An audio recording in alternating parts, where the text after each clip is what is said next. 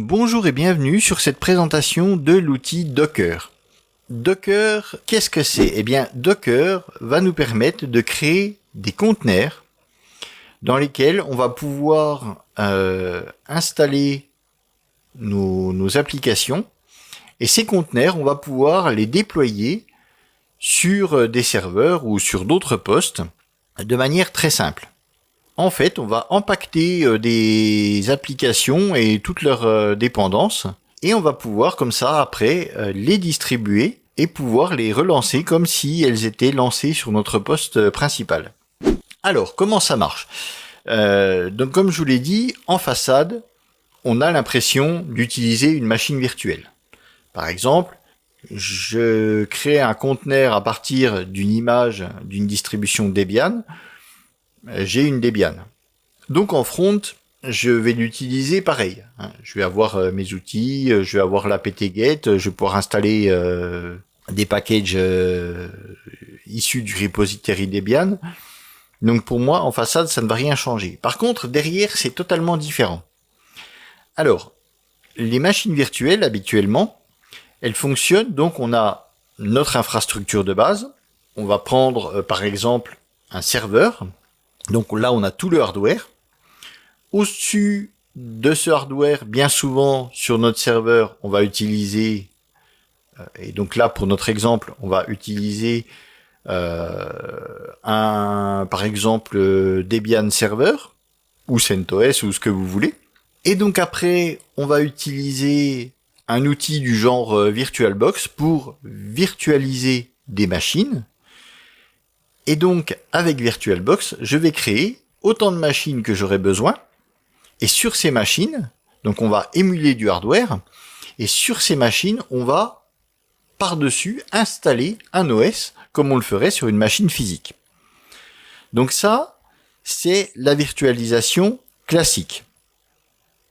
Donc avec Docker, on va complètement changer les choses. Donc on va garder notre infrastructure. On va garder notre OS hôte, donc ici, on le disait, une Debian Server, et on va installer Docker, qui va nous permettre de virtualiser nos OS. Donc ici, on ne va pas émuler le fonctionnement de machines, on va directement virtualiser des systèmes invités sur notre système hôte. Ça a l'air un petit peu compliqué, mais en fait, quand on parle d'une distribution Linux, qu'est-ce qu'on a? Eh bien, on a un noyau Linux, et on a ensuite donc des binaires, des librairies, des applications. Donc tout ça, les binaires, librairies, applications, ça dépendra de votre distribution. Par contre, le noyau Linux, il est commun à toutes les distributions. C'est pour ça qu'on appelle ça des distributions Linux. Alors attention, je ne dis pas que c'est la même version du noyau dans tous les systèmes. Par exemple, vous allez prendre une Arch Linux qui sera en rolling release, donc avec des mises à jour très régulières, et vous prenez une Debian, la Debian stable, qui elle a des modifications, un système de release beaucoup plus lent. Vous n'aurez pas la même version du noyau. Par contre, ce sera le même noyau. Simplement, vous n'aurez pas la même version. Donc en partant de ce constat, on se dit, bah tiens, finalement, on n'aurait plus qu'à émuler que ce qu'il y a au-dessus de ce noyau. Et c'est ce que fait Docker. Alors, pour virtualiser ce qu'il y a au-dessus de ce noyau, il utilise les conteneurs Linux qui existent depuis des années. Donc en fait, ces conteneurs, ça va permettre d'isoler des process les uns des autres. C'est-à-dire que faites tourner plusieurs process dans plusieurs conteneurs Linux, chacun des process sera persuadé qu'il est le seul à tourner. Il n'aura aucune connaissance des autres process. Donc ça permet comme ça d'isoler les process. On crée finalement un isolement virtuel, c'est-à-dire on le coupe de son environnement, on lui donne pas la possibilité de savoir ce qu'il y a, donc il se croit tout seul. Mais par contre, on est toujours sur le même système. Donc à partir de là, Docker va améliorer ce principe en mettant dans les conteneurs la structure de fichiers qui correspond à telle ou telle distribution, tous les binaires qui correspondent à cette même distribution, et ainsi de suite. Et par contre, le noyau, eh bien, le noyau, en fait, sera le noyau de l'hôte, et il sera partagé entre toutes les distributions. Et donc, comme elles seront isolées, comme ces conteneurs seront isolés les uns des autres, ils n'auront aucune conscience des autres conteneurs qui sont à côté, donc ils seront persuadés que le noyau, c'est le leur. Grosso modo, voilà pour le fonctionnement. Alors, pour le cas de Windows, c'est un petit peu différent. On a maintenant Docker for Windows. Et maintenant, on peut même utiliser ce système de conteneurs. Alors, on pourra, de base, on partira sur un conteneur Linux. Mais par contre, on pourra maintenant utiliser ce principe-là avec des conteneurs Windows. Alors, il y a deux types de conteneurs, je crois. Il y a les conteneurs Windows Server et Windows 10. Et donc, on pourra faire du Windows sous forme de conteneur. Donc là, cette petite formation, elle n'est pas dédiée à ça. On va rester sur du fonctionnement classique de Docker. Mais voilà, ça fonctionne aussi comme ça. Alors, pour les versions antérieures de Windows, il faudra utiliser ce qui s'appelait avant Boot to Docker. Maintenant, s'appelle Docker Toolbox. Alors, Docker Toolbox, ça fonctionne avec VirtualBox. Donc, c'est pour ce qui est antérieur à Windows 10. Donc, moi, ici, j'ai un Windows 10. Alors oui, attention, en plus, il faut qu'il y ait Hyper-V. Donc, le Windows 10, ce sera un Windows 10 entreprise. Alors simplement sur le fonctionnement de Docker, ici sur Windows, on va rajouter une couche qui va être comme en fait Docker tourne sur un système Linux pour justement pouvoir partager le noyau entre tous les conteneurs. Eh bien, il va falloir faire tourner un système Linux. Donc en fait, sur le Docker for Windows, il va utiliser Hyper-V pour créer là, on va faire une émulation, une virtualisation classique. On va virtualiser un système Linux et dessus, donc on va faire tourner Docker. Mais ça se fait de manière complètement transparente et vous utilisez Docker finalement un petit peu comme vous l'utiliseriez sur Linux. Donc dans la suite de cette petite formation, on va voir justement comment fonctionne Docker avec son système d'images et de conteneurs. Alors, subsiste une question quand même. Ben, c'est bien beau ton machin, mais j'en fais quoi? C'est quoi les avantages d'utiliser Docker? Moi, je m'y suis intéressé parce que ça va me permettre déjà d'essayer plein de choses sans forcément tout installer sur mon poste. À l'heure actuelle, j'ai vraiment beaucoup de choses qui sont installées et puis que je n'utilise pas vraiment. Donc à force, ça prend de la place pour pas grand chose. Donc déjà moi, ça va me permettre de rationaliser un petit peu tout ça, de pouvoir tester plein de trucs sans forcément l'installer. Par exemple, si je veux tester Ionic, donc moi j'ai Node.js d'installer, il faut que je installe Ionic, c'est un gros truc finalement. Ça installe plein de dépendances, ça prend beaucoup de place. Et puis, je vais peut-être jamais m'en servir. Je vais bricoler un petit peu dessus pour voir comment ça fonctionne. Et puis, je vais jamais m'en servir. Je vais vouloir installer React Native, par exemple. Enfin, voilà, plein de choses. Donc là, ce que je fais, eh bien, je l'installe dans un conteneur, voire je récupère l'image officielle quand elle existe, avec tout de préinstallé. On verra par exemple pour Go, on a une image comme ça qui est très bien faite pour Go où tout est préinstallé, vous la lancez et vous commencez à développer.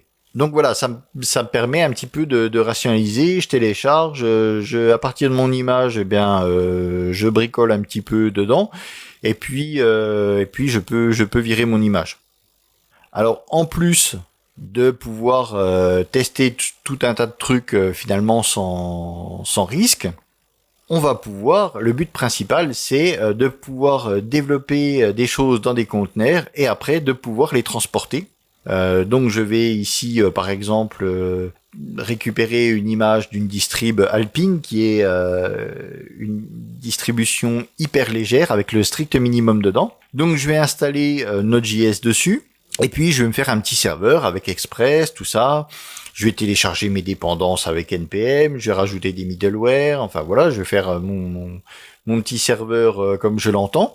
Et donc après, eh bien, plutôt que de récupérer mon package JSON, d'aller sur le serveur, poser tout ça, récupérer les dépendances, enfin, plutôt que de refaire tout ça, eh bien, je prends mon conteneur, je l'exporte, et hop, je le monte sur mon serveur, je le lance, et voilà, ça tourne comme ça tournait sur mon poste principal.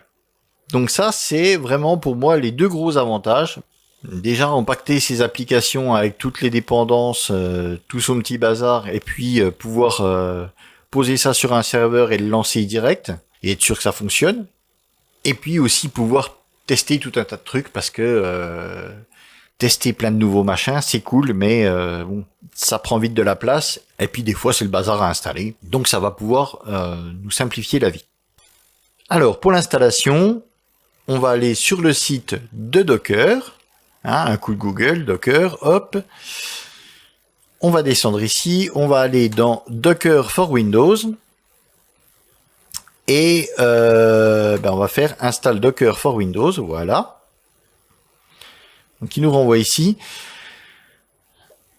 Alors, on nous dit que Docker for Windows, c'est le Docker Community Edition. Donc en fait, il y a deux versions, une version gratuite qui est la Community Edition et une version payante qui donc il y a exactement les mêmes fonctions, sauf que la version payante apporte un support différent pour les entreprises. Mais vous pourrez faire les mêmes choses avec la Community Edition.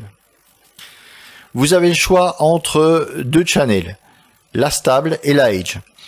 Donc la stable, eh bien c'est comme son nom l'indique, la version stable, et la Edge, c'est la version de développement. Je dois être sur la Edge. Bon, sachant qu'on peut switcher de l'une à l'autre. Alors ça oblige à réinstaller à chaque fois, mais on peut le faire depuis l'interface. Si vous êtes dans la stable et que vous voulez passer en Edge, vous pouvez depuis l'interface de base. Donc ici, eh bien, on va prendre la stable. Moi, je dois être en Edge. Mais bon, ça, là pour le tuto, ça n'aura que très peu d'importance. Donc on nous dit ici ce que je vous ai dit tout à l'heure. On peut configurer des développements d'environnement pour Windows 10 et Windows Server 2016. On peut développer à la fois pour des conteneurs Linux, mais pour des conteneurs Windows, mais pas en même temps. Il va falloir switcher de l'un à l'autre. Donc il vous dit que ça requiert un système en 64 bits Windows 10 Pro avec disponible Hyper-V. Voilà donc tout ce que je vous ai dit tout à l'heure. Sinon voilà, il vous reparle de Docker Toolbox, vous pourrez lire tout ça. Voilà comment l'installer. Donc l'installation, eh bien c'est un MSI. Donc vous le téléchargez, vous le lancez, vous faites OK à chaque fois qu'on vous demande de faire OK, et puis ça y est, c'est installé. Donc maintenant, voyons voir ceci. Alors, voilà Docker for Windows. Donc, c'est bien le channel Edge. Voilà, donc on va lancer ça. Donc il se passe rien, c'est normal. On voit ici que ça nous met Docker is starting. Si on fait un clic droit dessus sur l'icône, j'ai accès à plein d'autres petites choses, et on va aller dans, je peux faire un check du update, et on va aller dans Settings. Alors on voit que Docker est en train de démarrer. Le démarrage est relativement rapide. Bon, c'est pas, ça se fait pas en un clin d'œil. Par contre, la première fois, le démarrage est un peu lent parce qu'il va créer un nouveau disque, donc et ça risque d'être plus lent qu'à l'habitude. Voilà, donc Docker. Il met un gros message comme quoi Docker is running. Donc ça y est. Donc là, on va faire un petit peu le tour des préférences tant qu'on est là. Ici, dans Général, donc vous voyez ici, on a en bas, il nous met que je suis en train de tourner sur une version Edge et que je peux switcher donc sur la version stable. En cliquant ici, en fait, ça va retélécharger le truc. Ça va le faire en tâche de fond. Ça va le faire pour nous, donc ça va retélécharger ça et ça va réinstaller. Ça va enlever celui-ci et réinstaller la version stable. Bon, voilà. Donc c'est pour ça, prenez la version stable par défaut. Donc ça par défaut, je crois que c'est coché. Start Docker. Donc il va se lancer au démarrage. Vous voyez comme c'est un petit peu long. Pourquoi pas? En plus ça prend pas énormément de ressources. Donc il reste en tâche de fond dans son coin.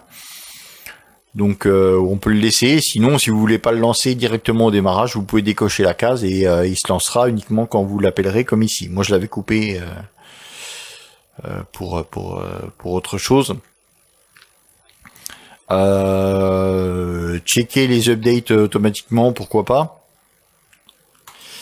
Alors, les shared drive. Donc par défaut, vous aurez des erreurs quand vous allez avoir tenté des accès à des disques. Alors on verra ça. On peut, les conteneurs peuvent communiquer avec l'extérieur. Donc on va pouvoir binder un dossier sur un conteneur, mais on verra ça plus tard. Pour ceci, il faut que Docker puisse avoir accès au disque.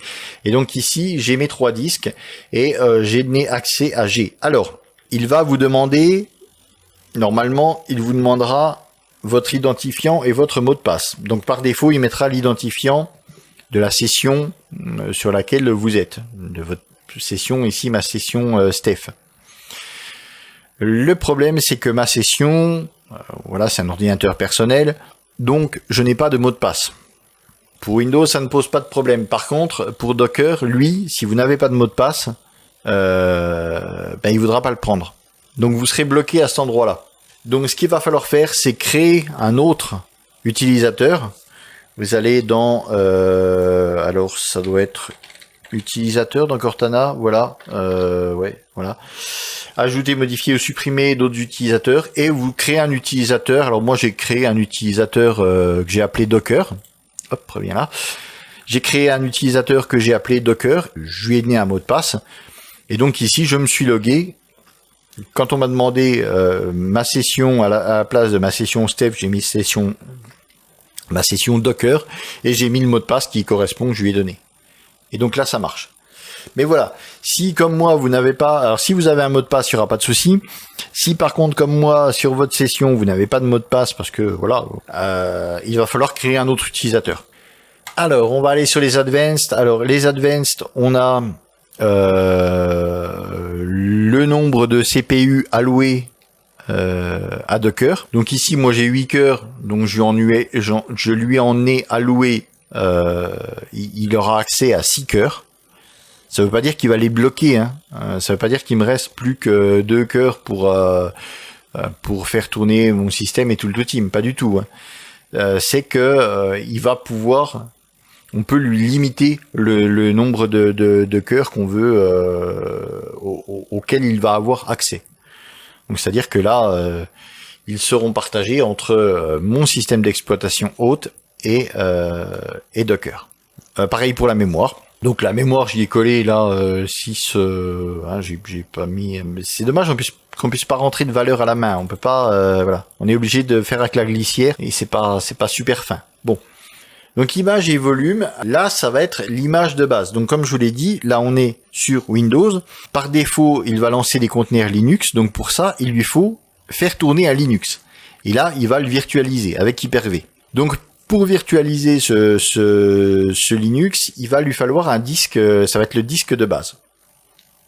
Là, ça va être l'installation virtuelle de base sur laquelle tournera Docker. Donc par défaut, il vous met sur le disque C. Donc moi, comme mon disque, c'est pas un gros disque, puisque le SSD est pas donné. Donc j'ai pas un gros disque principal, donc je l'ai mis sur un disque secondaire, qui lui est très large. Donc ça me permet voilà de pouvoir installer tout ce que je veux sans me soucier, sans trop me soucier de la taille du disque. Un truc à savoir, c'est que sur Windows, je ne sais pas de quoi ça vient, mais quand on ajoute une image, donc le disque va grandir. Sauf que quand on enlève cette image, mettons, vous téléchargez aujourd'hui, vous allez télécharger 4 images disques, enfin 4 images Docker. Votre espace disque vous allez prendre plus d'espace sur le disque. Par contre, si je les enlève, ça ne va pas m'en libérer. Donc il semblerait que c'est dû à des logs, c'est dû à pas mal de choses. Donc après, le seul moyen, c'est de faire des sauvegardes de ces images, voire commiter en images les conteneurs les plus importants. Vous faites un reset, c'est le seul moyen. Faire un reset de l'installation et remonter les images qu'on a sauvegardées. Donc jusqu'à présent, c'est la seule solution qui revient, c'est celle-ci, c'est de s'amuser, c'est de faire un reset et pour avoir un nouveau disque virtuel propre et de remonter les conteneurs qu'on aura préalablement exportés. Donc voilà pour ce qui est de la présentation et pour ce qui est de l'installation. On a vu rapidement l'installation de Docker. Donc là je peux le fermer, hein, il est toujours... donc pour le quitter, il faudra aller hop ici, le quitter. Donc maintenant, si j'ouvre une fenêtre PowerShell, je peux taper Docker. Je sais pas si c'est moins version. Je vais voir ça. Oui, si, voilà. Et là, j'ai la version. Donc on voit que la Edge c'est une CERC1 et c'est la 18.02. Donc on voit que ça fonctionne. On va en rester là pour l'instant. Et on va se retrouver dans la deuxième partie pour ce coup-ci voir un petit peu comment fonctionnent ces images Docker. Donc et bien voilà pour ce qui est de la présentation et de l'installation de Docker. Je vous laisse là-dessus et je vous donne rendez-vous pour la suite où là on va commencer à manipuler nos premiers conteneurs et nos premières images. Salut!